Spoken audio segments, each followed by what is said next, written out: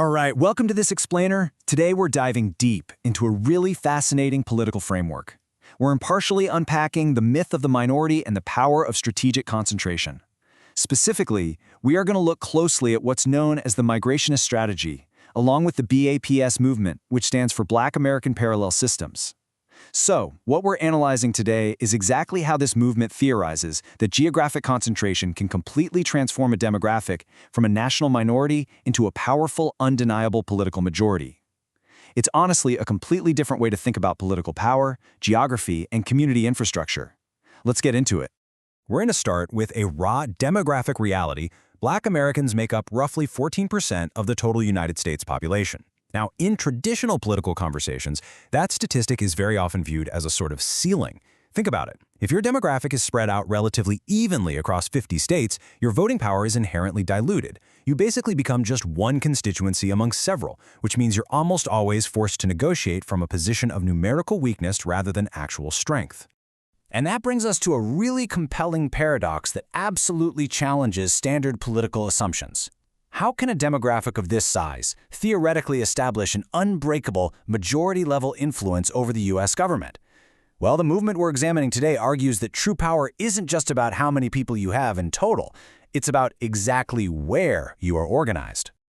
Here's the roadmap for our explainer today. We'll be covering the minority myth, the geography of leverage, the 4 core pillars, the historical blueprint, and finally, the black majority state. Starting right off with Section 1. The minority myth, where we look at the problem of diluted political power.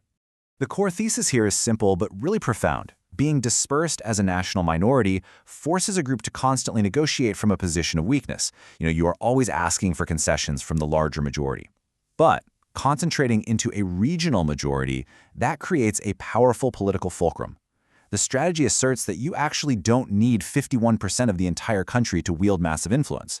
You don't need to become a national majority to increase your political leverage. You just need to be the undeniable majority somewhere.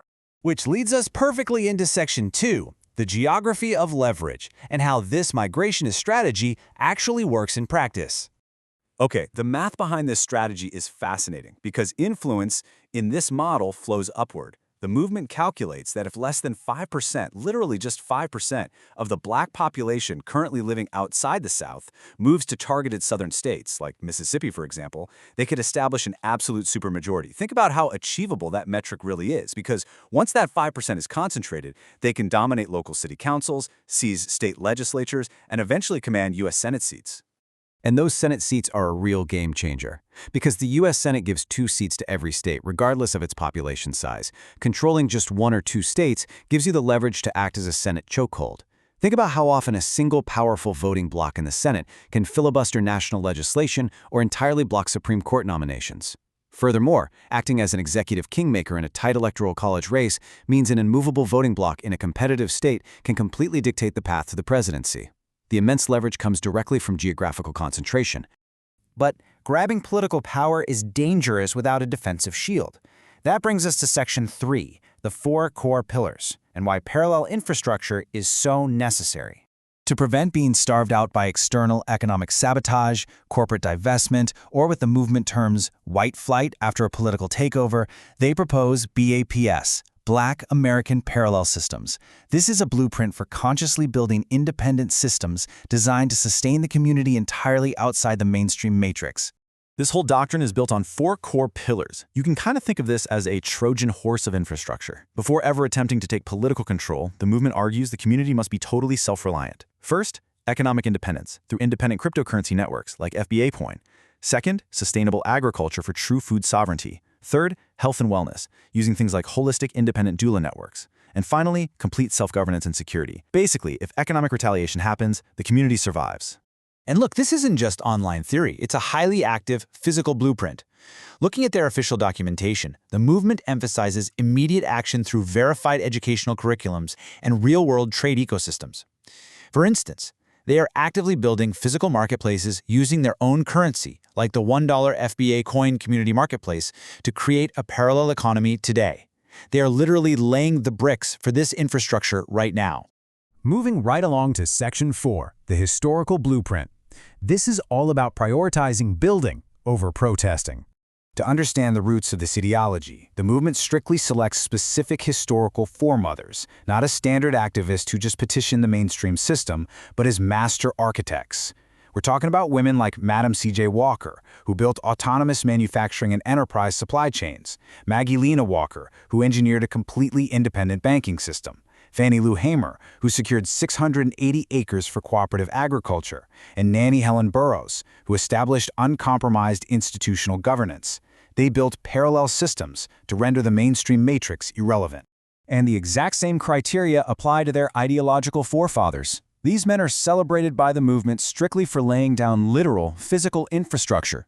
From Booker T. Washington's industrial education models and Dr. Frederick Douglass Patterson's technical sovereignty to Dr. Claude Anderson's group economics and Elijah Muhammad's massive agricultural and commercial ownership, the proof is in the supply chains.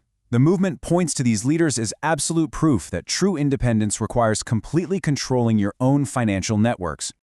Finally, we reach Section 5, the Black Majority State, the pursuit of absolute sovereignty.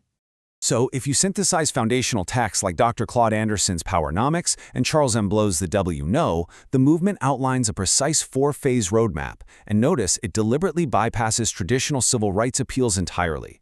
Phase 1. Consolidate dollars within the community. Phase 2. Physically migrate to target states. Phase 3 frames this geographic concentration as a legal form of restitutional justice.